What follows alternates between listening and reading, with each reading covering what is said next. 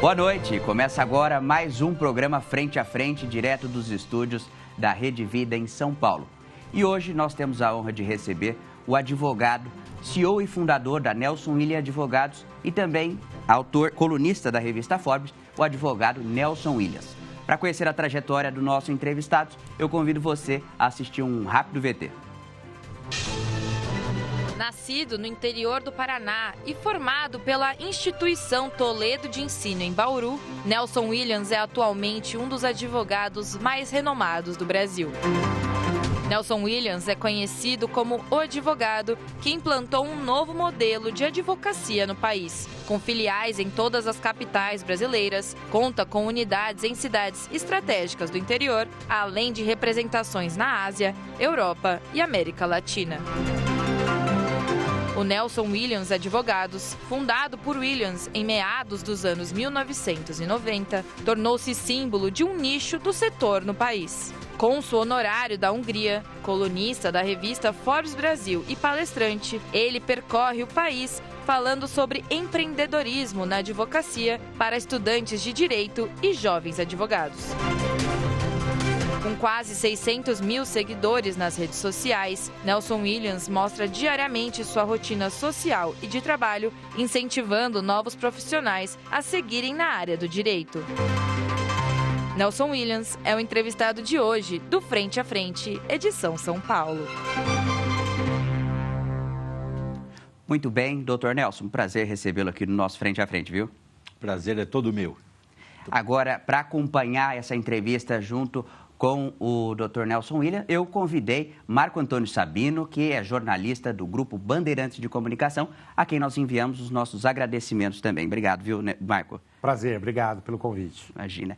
Dr. Nelson, eu começo perguntando, no vídeo fala que o senhor criou um novo modelo de negócios da advocacia e há algum tempo nós recebemos aqui o Dr. Nalini e ele nos disse que o número de advogados que existe no Brasil, somados, supera o número que tem no mundo todo. Né? O que tem no Brasil de advogados supera o índice mundial.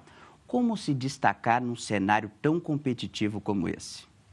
Bom, eu sou um exemplo vivo de como é possível alguém se destacar no mercado profissional. Muitos me conhecem, aqueles que não conhecem, é importante eu destacar. Eu venho de uma família muito humilde. Eu sou nascido no norte do Paraná, eu nasci em Cianorte, cresci numa cidade chamada Jaguapitã, uma cidade que na minha época tinha 10 mil habitantes, ou próximo disso, e tem uma origem muito humilde, né? Muito simples. Meu pai e minha mãe são semi-analfabetos, com uma condição econômica bem desfavorável, eram pequenos agricultores, pequenos realmente na acepção da palavra, agricultores, e eu resolvi fazer direito, para tentar fugir daquela realidade triste, né? Uma realidade triste. Por que triste? Porque o pequeno agricultor ele tem uma atividade de subsistência, né? É simplesmente para subsistir. E eu achava aquilo assim extremamente, um sacrifício tremendo. Trabalhava de sol a sol, a gente acordava antes do sol nascer, né? E no finalzinho da tarde se recolhia e não via progresso nenhum. E nessa época eu tinha um vizinho que morava 2 casas da minha casa, que o pai dele era um cabeleireiro na cidade de São Paulo. Ele não tinha mãe, a mãe dele já tinha falecido, ele era criado pela avó no norte do Paraná. E o pai, quando o visitava, levava um calhamaço de gibis, histórias em quadrinhos. Ele lia e compartilhava comigo essas histórias em quadrinhos. E dessas histórias, eu devia ter 12, 13 anos, eu conheci um personagem. É importante, Hugo, dizer isso porque coisas que às vezes parecem tão pequenas, às vezes fazem tamanha diferença na nossa vida. Eu me deparei ali com um personagem, um super-herói das superaventuras Marvel, o Demolidor, o Homem Sem Medo. Inclusive teve um filme com o Ben Affleck, e recentemente teve uma série na Netflix com o personagem. Hoje os heróis, né, das histórias em quadrinhos estão muito em voga, mas naquela época era somente gibis mesmo. E este herói, o alter ego, é um advogado, Matt Murdock. que inclusive é sócio de um outro advogado chamado Nelson. E eu ali, vendo aquele personagem, me identifiquei. Falei, eu quero ser advogado. E enxerguei no estudo a possibilidade de ter uma mudança de vida. Primeiro, era uma forma de eu escapar de meu pai me levar para a roça, para fazer serviço braçal mesmo, né? Não era serviço intelectual, não, era braçal mesmo. E no estudo eu enxerguei essa possibilidade. Então, eu concluí o 2º grau em Jaguapitã, técnico em contabilidade, e fui fazer faculdade em Bauru. Então, assim que começa o sonho, né? Numa cidade, você falou do número de advogados que o doutor Nalini citou. Bauru, para aqueles que nos assistem, os que conhecem, sabem, lá tem uma das faculdades mais tradicionais do interior de São Paulo, a Instituição Toledo de Ensino. E essa instituição, ela compete com as grandes faculdades da capital na quantidade de pessoas que prestam concursos públicos e passam. Tem vários nomes do direito que são oriundos de Bauru, né? O ex-ministro da Justiça, Saulo Ramos, Michel Temer, o presidente, foi meu professor de Direito Constitucional, Damásio Evangelista de Jesus, o grande, o grande criminalista, né? O grande professor, e tantos outros nomes. E Bauru, quem faz a faculdade de Bauru e é da cidade, ou é filho de um empresário, filho de um juiz, filho de um promotor, de um procurador, filho de uma pessoa bem-sucedida da cidade. Então, a cidade tem muitos advogados, em razão da faculdade.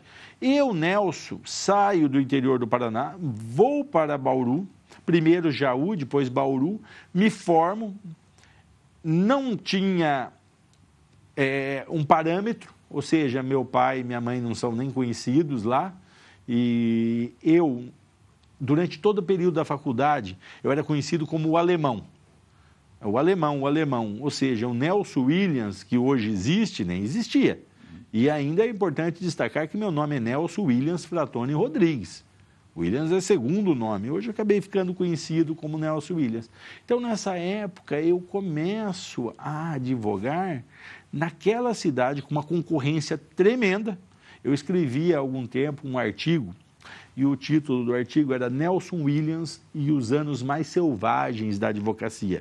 Que eu quis fazer parafrasear um livro que chama Arthur Schopenhauer e os anos mais selvagens da filosofia. Então, eu começo numa situação muito adversa, não tinha carro, andava de ônibus circular, já era advogado, numa clínica médica emprestada, que um amigo meu de faculdade, que estava fazendo 2ª graduação e era médico, me ofereceu, se eu quisesse usar uma sala que ele só usava das 16 em diante, das 16 horas em diante, e era um sobrado onde tinham outros médicos. Então, ali eu começo numa salinha médica. As pessoas achavam até equivocadamente que meu pai fosse médico, mas na verdade eu estava ali usando aquela sala por uma cortesia de um amigo, e eu começo nesta situação, uma situação adversa, numa cidade extremamente competitiva, com muitos advogados. Então, essa questão de ter muitos advogados, realmente, o Brasil ele tem um contingente que, somado, é maior do que todos os restos dos demais países. Muito bem. Antes de passar a palavra para o Sabino, eu só queria lembrar que você que está nos acompanhando em casa pode enviar sua pergunta para o Dr. Nelson Williams através das nossas redes sociais. O YouTube, no chat do YouTube, você pode enviar sua pergunta lá. É youtube.com/RedeVidaInformação. Sabino, com você a palavra. Doutor Nelson, prazer estar aqui com o senhor. Deixa eu entender uma coisa. Hoje, nos Estados Unidos, por exemplo, a profissão de advogado talvez seja mais odiada. A imagem do advogado é terrível nos Estados Unidos. Ninguém quer saber de advogado. No Brasil, não é bem assim. Ainda, pelo menos, não é bem assim. Mas como é que o senhor analisa hoje a forma que o advogado é compreendido ou não é compreendido na sociedade brasileira? Bom, na sociedade brasileira, realmente, sabia, nos Estados Unidos, a reputação dos advogados não é das melhores. Eu diria que esta má reputação que na América se tem dos advogados, no Brasil não é assim. né? O advogado ele é muito bem aceito pela sociedade.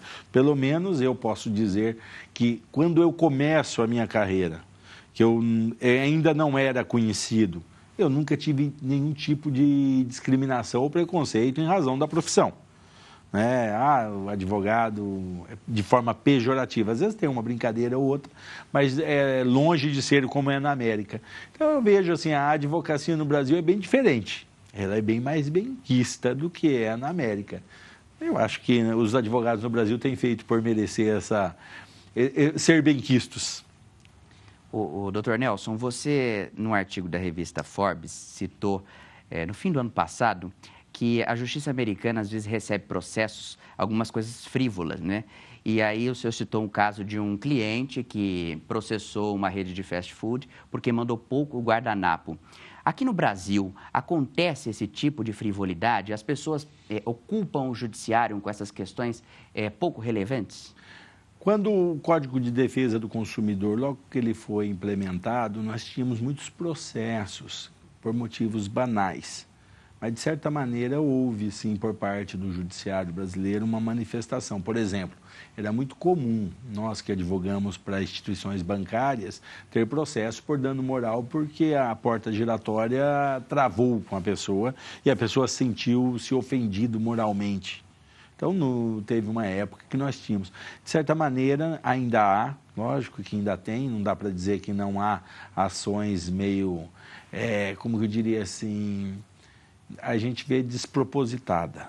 Insignificante. Tem o princípio da insignificância. Vou dar um exemplo. Nós advogamos, o escritório advoga para uma grande rede de calçados e, às vezes, você recebe um processo lá por causa de um calçado que está com problema, um processo judicial, não é uma reclamação em PROCON ou nada, é um processo mesmo, e você vai olhar, é um calçado de R$180. Então, imagina você mover uma estrutura judicial por causa de R$180. Então, ainda há, mas bem menos do que antes, e eu diria que com menor quantidade que é nos Estados Unidos. Os Estados Unidos ele tem mais, pelo menos no bojo total, eles têm mais processos com motivos frívolos, eu diria. Tanto é que eu cito o exemplo americano, não tem nenhum exemplo brasileiro.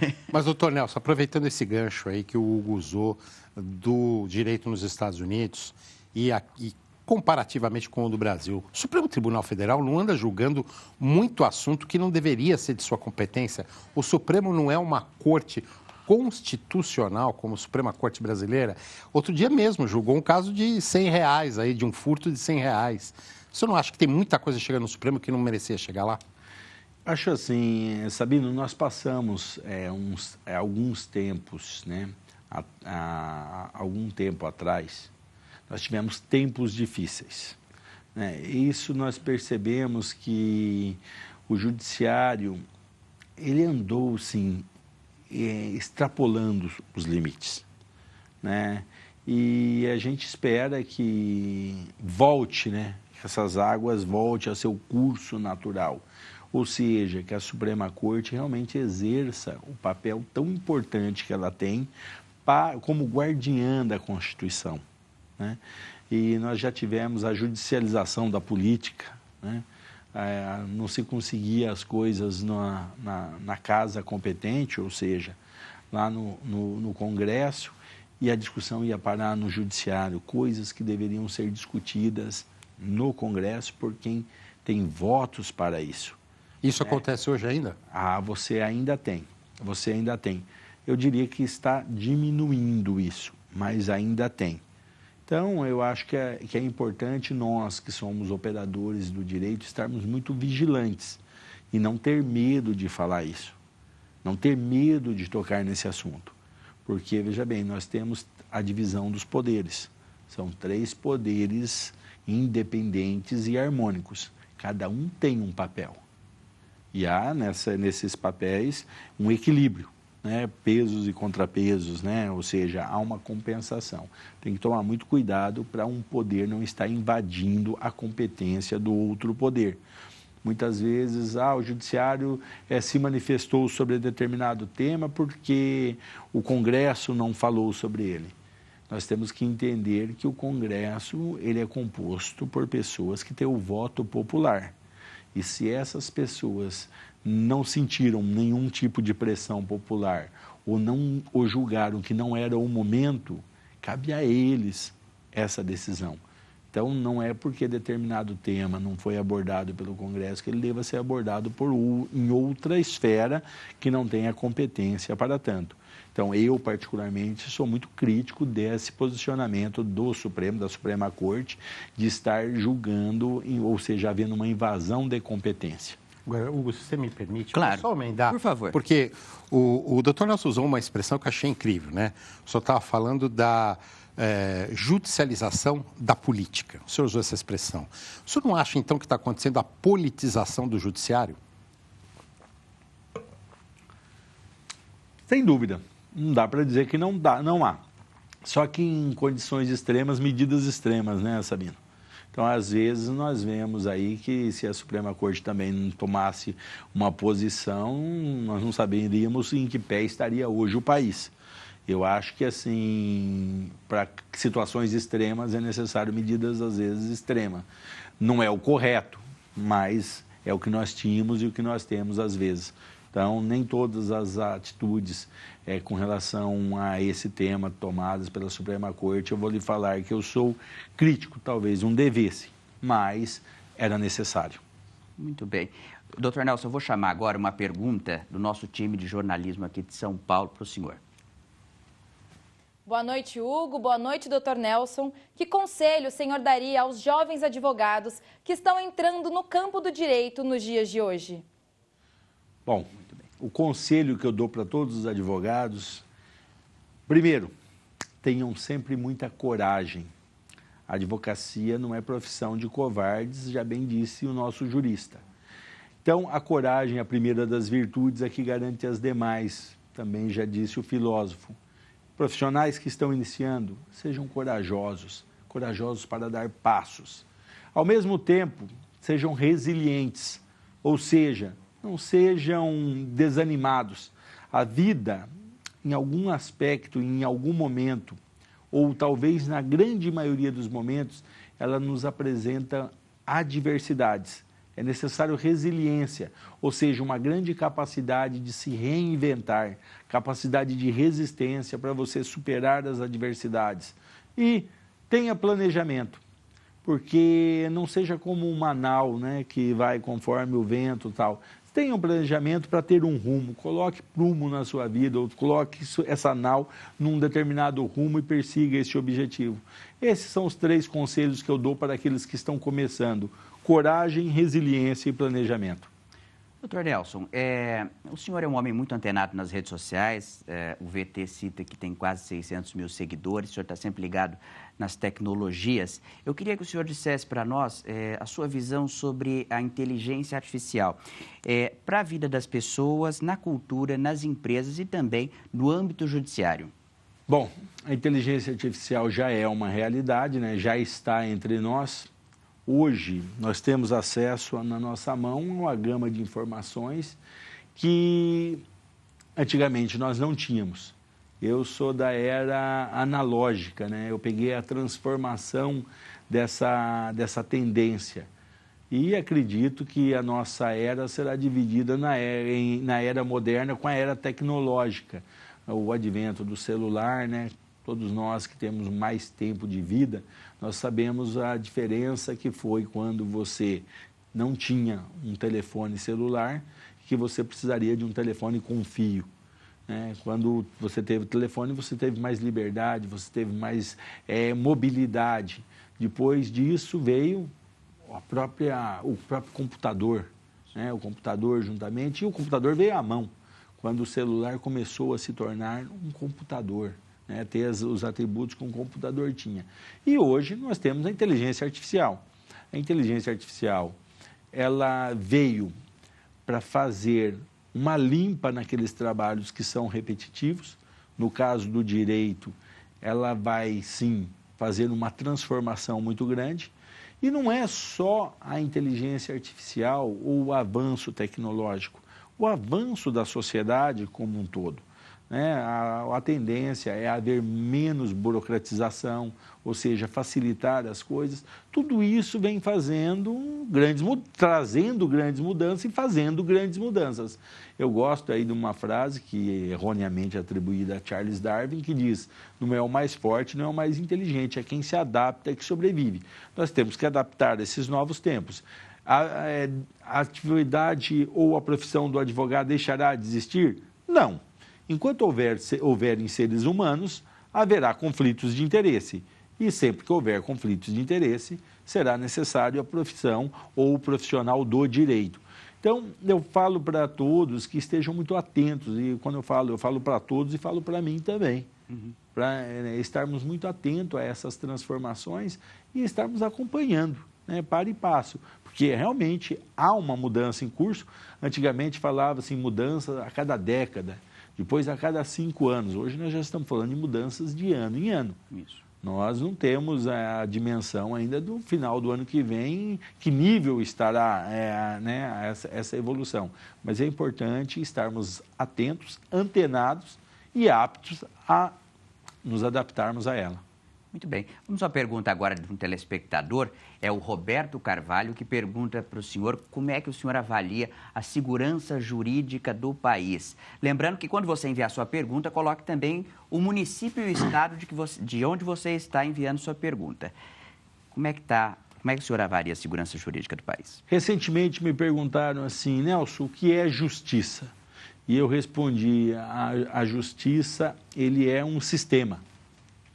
E como um sistema, ele se transforma a depender das circunstâncias.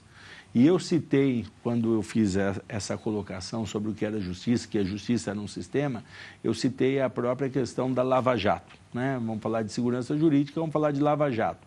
A Lava Jato, em 2016, 2014 começa, 2016 está no ápice. E um momento que a fogueira estava acesa na praça pública e pessoas estavam sendo ali queimadas em praça públicas, né, num justiçamento absurdo. E a pessoa que promovia esse justiçamento ou essa justiça, exaltada e aplaudida e tudo mais. Passados 7 anos, né, ou até menos, se nós considerarmos, a pessoa que estava no centro dessa fogueira hoje está sentada na cadeira de presidente da República. E num país republicano é a cadeira mais importante que nós temos, a cadeira do presidente. O que mudou? A justiça ou o sistema? Eu não tenho problema nenhum em dizer, a justiça não mudou, o sistema mudou. As leis são praticamente as mesmas, não houve nenhuma grande mudança em termos legislativos, só que as circunstâncias mudaram. Então, quando você fala que nós temos uma justiça, que é um sistema, e é um sistema vivo, que muda, a segurança jurídica, de alguma maneira, ela fica comprometida. Não dá para dizer que não. Nós, operadores do direito, nós sentimos isso muito. É complexo você falar. Nós tivemos recentemente uma mudança na questão do trânsito em julgado. Isso, para nós, que somos operadores do direito, é um susto. Como que você explica para um cliente que tinha uma decisão transitada em julgado, que estava gozando dos benefícios de uma decisão transitada em julgado, que essa decisão não vale mais, porque não existe mais o trânsito em julgado? Então, para mim, essa questão é uma questão muito clara de uma insegurança jurídica. Tá? E nós cansamos de ver decisões, a corte mantinha uma decisão uniforme e, de repente, há uma mudança de entendimento, muda-se a composição da corte, e as cortes no Brasil, elas têm essa mudança de composição com uma certa frequência, né?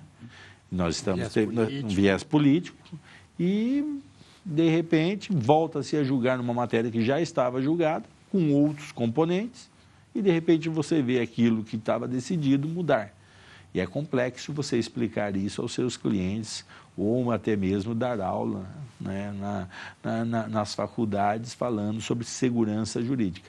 Então, tivemos alguns momentos aí complexos com relação a isso, mas também a gente não perde a fé e a crença de que é transitório. Isso tudo estamos caminhando para um mundo melhor em todos os aspectos e no jurídico não é diferente. Muito bem. A gente volta com mais temas jurídicos no segundo bloco, porque eu vou para um rápido intervalo e o Frente a Frente volta já.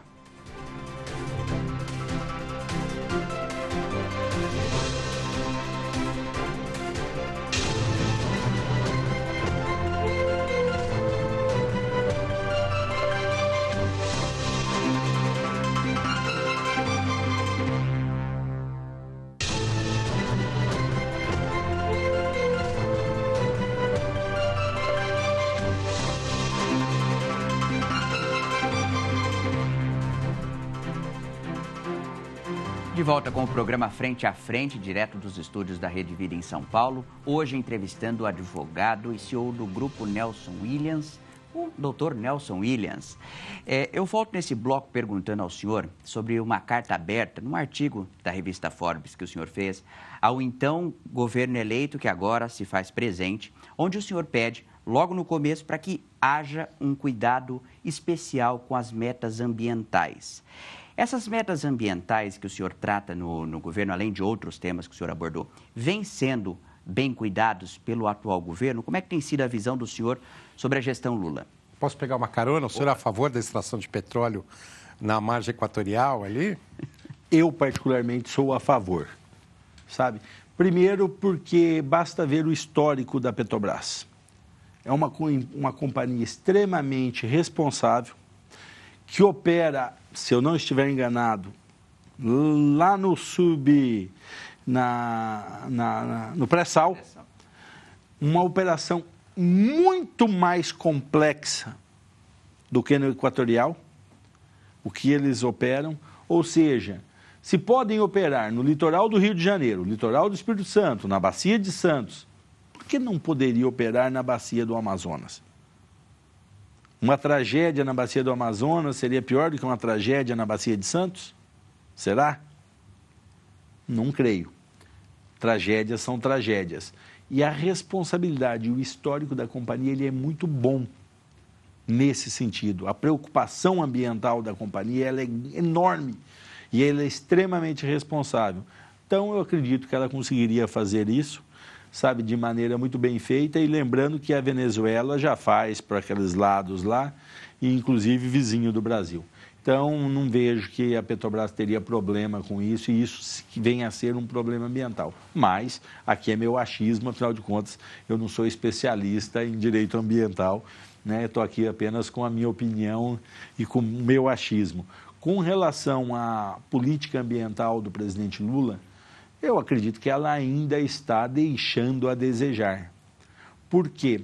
Porque nós queremos uma preocupação ambiental, isso pelo menos eu vou falar novamente como o Nelson falando, uma preocupação ambiental responsável com o desenvolvimento. Né? Embora o presidente tenha sinalizado, e me parece que ele sinalizou que ele particularmente não vê oposição com relação à Petrobras, né? Essa pelo menos é a sensação que a gente tem, embora a ministra do Meio Ambiente, a ministra Marina Silva, tenha mostrado-se contra, ou seja, o presidente parece que sinalizou no sentido de um maior estudo. Eu acho que a questão ambiental ela é muito complexa, sabe? Ela é necessário ser vista sem viés ideológico, por questões extremamente técnicas. E muitas vezes nós vemos no Brasil sendo puxado para o lado ideológico. Eu sou pró-meio ambiente. Tá, mas qual é o fundamento técnico para isso não poder ser feito ou poder ser feito? Deveria ser tão somente técnico, e muitas vezes nós vemos discussões acaloradas com viés ideológico, e isso é ruim. Mas eu acredito que o presidente e o governo estão no caminho, tenho boas perspectivas de futuro aí com relação ao tema. Muito bem, agora vamos para a pergunta do telespectador, é o Gabriel Pivato de Garça, São Paulo. Ele quer saber a opinião do senhor com relação à reforma tributária. Também é um tema que está quente no noticiário. Olha, a reforma tributária, confesso, eu estive agora sábado num fórum no Guarujá, em que o tema foi debatido. O secretário da Fazenda estava presente, estava lá o senador Eduardo Braga, estava lá também um advogado, o doutor Bichara, e realmente a discussão foi acalorada e eu vejo particularmente com preocupação. Por que eu vejo com preocupação? Para mim, uma reforma tributária, ela deve simplificar a cobrança de tributos, mas não deve aumentar a carga, né? E nós, vou falar nós, por exemplo, da advocacia, se o projeto passar da maneira que está no Senado, não houver nenhuma mudança, nós teremos quase o dobro de carga tributária para a advocacia. Vamos sair de 20 e pouco, falaram, vai para 38, 37, não. Nós temos um estudo no escritório que vai beirar 44% de impostos. Ou seja, se houve uma época, né, que os brasileiros se referiam aos impostos como o quinto dos infernos, nós vamos estar quase na metade dos infernos, né? Vai estar quase 50% de carga tributária. E isso é inadmissível. Ou seja, da maneira como está proposta, ela vai precisar de alguns ajustes. O secretário, pelo menos, não demonstrou muita afeição com mudanças. Mas eu acredito que o Senado vai ver isso com mais cautela, sabe? Porque da forma como está, vai haver aumento de carga tributária. Ou seja, nós seremos novamente penalizados pela reforma. Então, nós esperamos uma reforma que não apenas simplifique a cobrança de tributos, acabe com a guerra fiscal, mas também que, se possível, diminua a carga, né? Agora, veja bem, hoje nós temos uma carga tributária injusta, poucos pagando muito, e pelo jeito estão querendo fazer muitos pagarem muito. Então, aí também não é o justo, não é o certo. Então, esperamos aí que o Senado discuta isso com muita cautela, muita reflexão e com muito estudo técnico, porque da maneira como está proposta, haverá aumento de carga tributária. Sabino. No arcabouço, para usar a palavra da moda, né? No arcabouço dessa discussão toda sobre tributação, hoje o presidente Lula assina uma medida provisória, né? Tributando os fundos exclusivos, sinalizando a tributação às offshores, né? O senhor acha, da mesma forma que lá no judiciário, de alguma forma, houve uma politização das decisões, como o senhor disse, o presidente Lula extrapola e tenta tomar um papel que é do Congresso Nacional de discutir isso, porque o Congresso Nacional tinha dado sinais de que, ou pelo menos o presidente da Câmara dos Deputados, que isso não passaria lá. Então, nós começamos a ver essas medidas. E no mundo político, para cada ação, há uma reação. Então, exacerba ainda mais. Exacerba mais os ânimos, gera conflitos e realmente nós temos que ver com muita atenção isso. O presidente, na minha percepção, foi afoito, né? Porque, como você bem colocou, o Congresso já tinha manifestado a respeito do tema a intenção, qual era, e de repente o presidente vai lá e solta uma medida provisória. A discussão está no Senado do resto. Como que será? Não sei, aguardemos. Muito bem. Eu quero voltar agora um pouco na sua questão profissional, doutor Nelson, sobre como é que o senhor se projetou, né, abrindo escritórios a presença em todas as capitais do país. Quando é que nasceu essa ideia de propagação nacional do trabalho do senhor? Bom, ainda inicia quando nós estávamos em Bauru. Eu contei que eu me formei, comecei a advogar numa clínica médica, depois montei um pequeno escritório e comecei a prosperar na advocacia ali em Bauru. E em 1998, já com 3 anos de advocacia, nós já tínhamos 3 unidades. Tínhamos Bauru, tínhamos São José do Rio Preto e tínhamos em Londrina uma unidade. Porém, ainda advogava como pessoa física. Uma OAB no estado do Paraná e uma no estado de São Paulo. Em dia 1º de janeiro de 1999, a Nelson Williams e Oliveira Advogados Associados foi fundada. E eu, já numa visão de empreendedor, eu montei a matriz do escritório em São Paulo. E imediatamente abri o 0002, a filial 02, em Bauru. Né? Por que eu abri em São Paulo? Porque, na minha percepção, seria muito mais fácil você atrair mercado quando você apresentava um escritório que tinha matriz em São Paulo. Soava bem para o nosso público empresarial. Nosso endereço era na Avenida Paulista, no Conjunto Nacional, quer dizer, a grande maioria conhece, sabe onde fica. E a número 2 em Bauru, onde era o maior escritório nosso. Em Bauru, em São Paulo, nós tínhamos apenas uma sala. Passado algum tempo, nós já tínhamos 4 unidades. Né? Era São Paulo, Bauru, tínhamos no Espírito Santo e tínhamos no Paraná.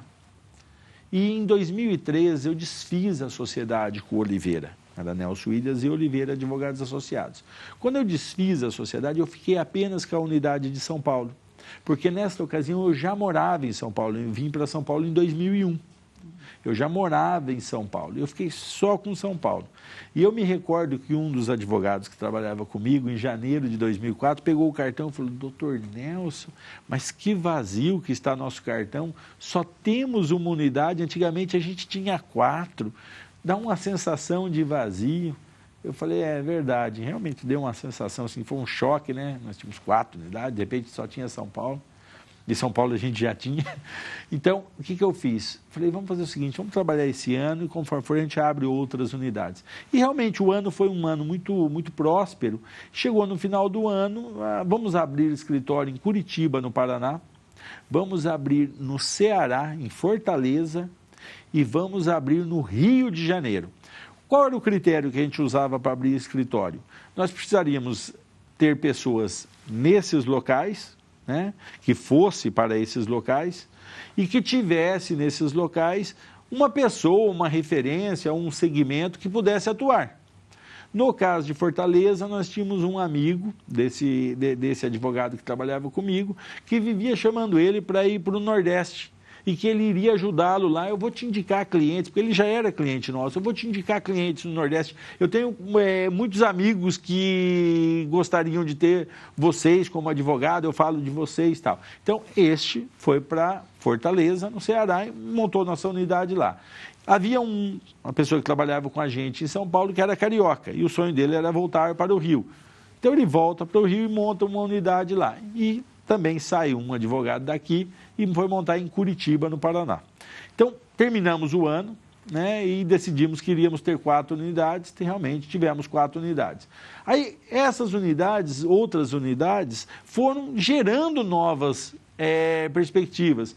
O Paraná com o sul do país, o Ceará com o Nordeste, porque ali tudo é perto, e a do Rio de Janeiro também é a mesma coisa. Então, foi uma expansão meio que natural. Era natural sair de Fortaleza, ter algum cliente em Recife, no Rio Grande do Norte, ou na Paraíba, ou mesmo no Maranhão, e chegava a ir até Belém. Então, esse crescimento foi acontecendo aos poucos.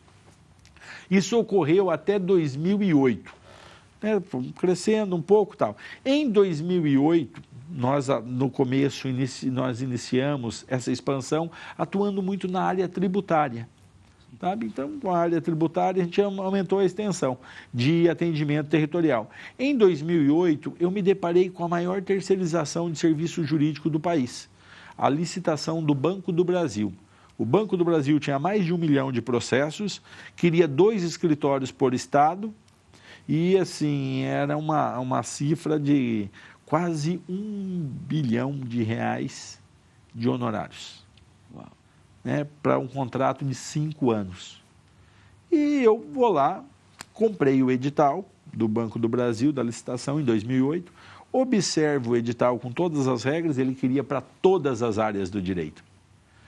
E realmente a Nelson Williams não se encaixava no edital.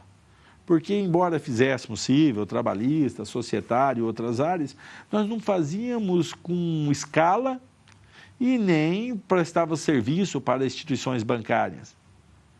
Sabe? E a hora que eu olho o edital, que eu percebi? Nós não podemos participar da licitação de 2008, mas uma licitação ela dura 5 anos, depois tem que abrir novamente. Eu falei, eu vou fazer deste edital um manual para o que será o escritório daqui 5 anos. Perfeito. Então, veja bem, eles queriam 2 escritórios por estado. A gente estava em vários estados, mas não estávamos ainda em todos, porque a última filial numa capital foi em Palmas em 2010, quando nós abrimos. Então, eu comecei um processo de expansão, mas a partir daquela data, usando esse manual de instrução, que era o edital do Banco do Brasil, realmente montando escritórios em cada estado da federação, sendo full service. E aí, em 2010, esse processo de se tornar full service, de fazer realmente todas as áreas, foi de maneira mais efusiva, mais forte. Nós apanhamos muito 2010, 2011, 2012 nessa transformação do escritório. E ali nós começamos a pegar grandes contratos, já inclusive com bancos. Sim. Ali veio operações com outros bancos e tudo mais. E tudo aquilo visando o quê? Já de olho em 2013. No final de 2013, abre-se a licitação do Banco do Brasil. E aí o senhor estava preparado? Aí eu já estava preparado. Aí nós entramos na licitação, participamos praticamente em todas as áreas, em todos os estados. Ganhamos todas as áreas, todos os estados. Ganhamos o quê? O potencial, a possibilidade de assinar um contrato, porque haviam 162 escritórios disputando o contrato. E um contrato que era quase R$1 bilhão de honorários.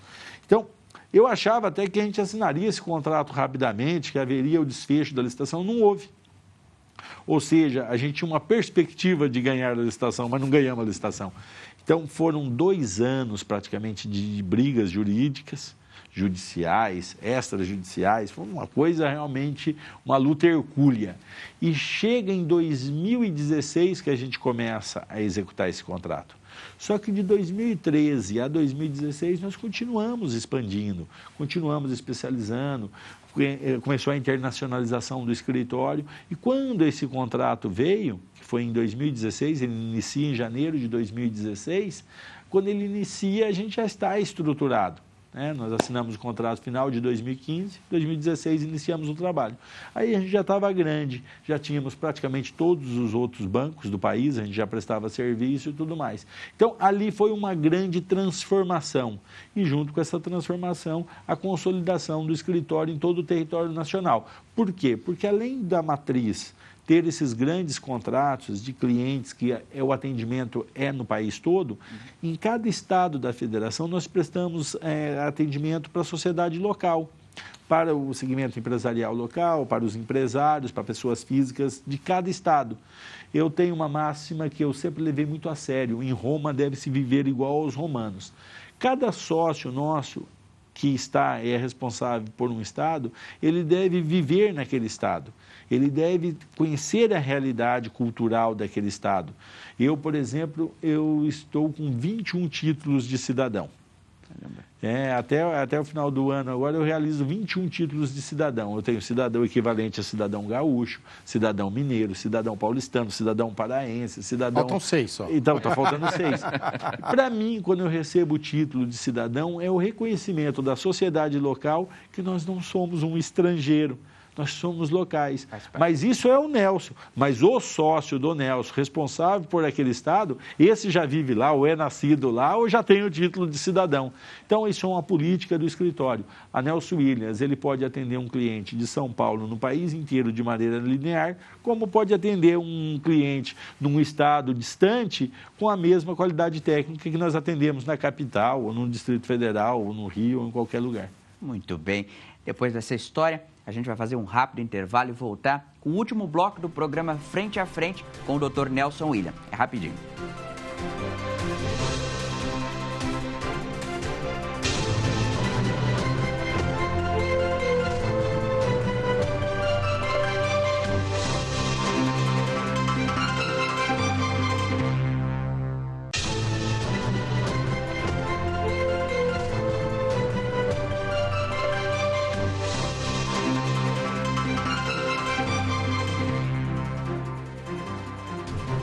De volta com o último bloco do programa Frente a Frente, entrevistando o advogado Nelson Williams. E nós vamos agora, doutor Nelson, uma pergunta do nosso time de jornalismo de São José do Rio Preto para o senhor. Sou Paulo Júnior, jornalista da Rede Vida, apresentador do Jornal da Vida. Gostaria de saber como fazer na parte jurídica para que não se confunda liberdade religiosa com palanque político-eleitoral, especialmente em ano de eleições. Um abraço. Uma pergunta boa para o ano que vem, né? A pergunta de $1 milhão, né? Responder como fazer. Eu acho que assim, é muito importante nós termos a seguinte sensibilidade. Qualquer pessoa, né? Você citou, Nelson, você tem 600 mil seguidores. Você tem uma responsabilidade, porque você fala para muita gente. Qualquer líder religioso, ele deve ter o senso de responsabilidade. E eu acho que isso depende de cada um, né? E cada um deve fazer essa pergunta para si mesmo. O que eu estou fazendo é uma paixão, né? Ou eu estou realmente levando o meu rebanho a ter uma consciência apenas? Ou eu estou induzindo a ter uma consciência? Eu gosto muito, eu sempre tive professores que ensinaram-nos a pensar, né? E como advogado, eu diria que o pensamento, o poder de pensamento, de cognição, de conhecimento, ele é muito importante. Então, a gente tem que ter muito cuidado, nós que exercemos de alguma maneira alguma liderança, ter muito cuidado. Eu, por exemplo, passo por isso no escritório. Chega em épocas de eleição da OAB, por exemplo. O nosso escritório, pelo tamanho e pelo porte, ele é um escritório procurado pelos candidatos. E eu abro a porta para todos os candidatos e eu procuro de maneira muito discreta me manifestar. Porque eu tenho pessoas de vertente A, B e C. E é importante que nós tenhamos um espaço democrático e as divergências e o pensamento diferente, ele também é saudável. Então, eu acho que assim, tem que ter muita responsabilidade o líder religioso na condução do rebanho. Muito bem. Eu quase esfrego as mãos aqui quando o senhor falou de democracia OAB, porque eu estou louco para fazer essa pergunta para o senhor desde o começo. Eu queria saber... Vai me pôr em saia justa, hein? Queria saber o que o senhor pensa hoje da nossa Ordem dos Advogados do Brasil, que teve já um papel tão importante na história do país, participou de tantas manifestações políticas importantes, lembro das diretas já, na época que eu estava na faculdade ainda, e hoje está tão distante desse mundo político, não se posiciona. O senhor se sente bem representado hoje pela OAB? Vamos lá. Pergunta complexa, né? Eu acho assim, a gente tem que tomar muito cuidado, né, até para criticar. Eu costumo dizer assim que só pode criticar quem está disposto a ajudar. Então, quando eu vou fazer uma crítica ao OAB, eu quero fazer uma crítica que ajude. Eu, por exemplo, eu gostei muito da renovação que houve nessa última eleição. Nós tivemos pela primeira vez a eleição de 5 conselheiras. De 5 conselheiras, não, de 5 presidentes, mulheres. Nós até então nunca tínhamos tido. Houve uma renovação aí na mentalidade, né? As mulheres exercem um papel tão importante. Lá no escritório nosso, mais de 50% dos advogados são advogadas, né? Não são advogados, são advogadas. Então, é importante essa representatividade. Houve uma mudança. Com relação a questões políticas, a OAB tem um papel constitucional. Sem advocacia não há justiça e nós devemos exercer o nosso papel constitucional. No passado, a OAB foi mais aguerrida. Eu acho que a OAB no passado foi mais aguerrida nesse sentido, sabendo o que você fala, porque havia uma necessidade de ser mais aguerrida. Hoje, o papel da OAB eu vejo mais como um papel de apaziguador da sociedade. Né, de fazer um apaziguamento da sociedade, principalmente quando a gente vê essas questões ideológicas aflorando, nós contra ele, ou eles contra nós, e tudo mais, né? O frafru. Eu acho que aí entra o papel da OAB. Agora, lógico que tem muito a melhorar. Né? A OAB, na minha percepção, hoje está melhor do que antes, tá? Ela vem evoluindo, talvez não evolua a passos largos como nós gostaríamos, mas temos experimentado aí uma evolução.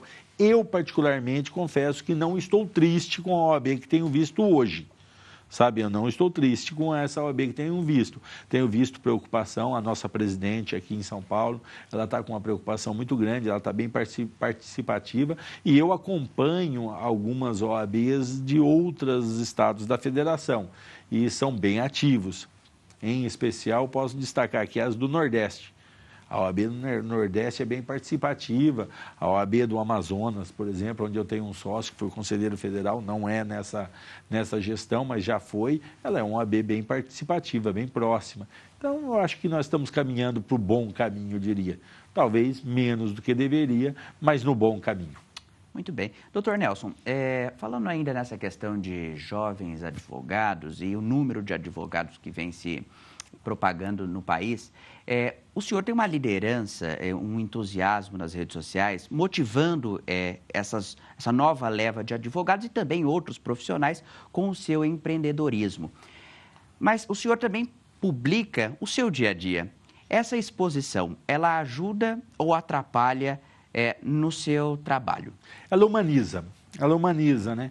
Porque em 2017 eu estava fazendo uma live com um conselheiro federal da Ordem do Rio Grande do Norte, que não era sócio do escritório, era um professor da faculdade lá, e ele falou para mim assim: Nelson, a grande maioria dos estudantes de Direito querem prestar concurso porque não tem a advocacia em grande estima.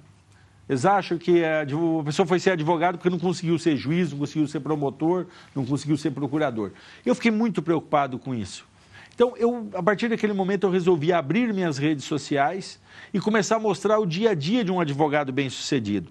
Eu, graças a Deus, e a muito trabalho, muita dedicação, eu posso me classificar como um advogado bem-sucedido. O que é um advogado? É um solucionador de problemas ou mitigador de danos. Um advogado é alguém que tem processo, que tem clientes. Tudo isso eu tenho e numa proporção considerável. Afinal de contas, estamos no país inteiro. Então, eu comecei a me colocar de maneira mais aberta para esse público, para que eles conhecessem o personagem. E não é uma coisa falsa, não, é um personagem verdadeiramente, de maneira bem transparente. Tanto é que, hora ou outra, eu conto até minhas desventuras, né? As pessoas acompanham até as desventuras. Mas é muito importante essa humanização do personagem, exatamente para ele servir como inspiração para muitos. Muito bem, eu queria ter tempo para poder continuar essa conversa aqui, falando dessas questões de redes sociais, do judiciário. A conversa fluiu muito bem e o programa já chegou na reta final. Então, eu quero agradecer, doutor Nelson, sua participação, o aceite do convite e as portas estão sempre abertas, viu? Muito obrigado. Eu é que agradeço a você, Sabino, e a todos os nossos telespectadores pela paciência e pela nossa audiência. Muito bem. Agradecer também ao Grupo Bandeirantes e agradecer a presença do Sabino, o Grupo Bandeirantes por ter autorizado a presença dele aqui. Prazer. Obrigado por enriquecer nossa conversa, viu, Sabino? Imagina, prazer meu. Muito obrigado. Muito obrigado. Estamos abertos para outros convites e novas conversas. E você que está em casa também, o nosso agradecimento pela audiência e pela participação nas redes sociais. Lembrando, o Frente a Frente conta sempre com a sua participação pelas redes sociais, sempre no youtube.com/Rede Vida Informação. O programa fica por aqui, te espero na segunda que vem. Rede Vida, frente a frente com a missão de comunicar.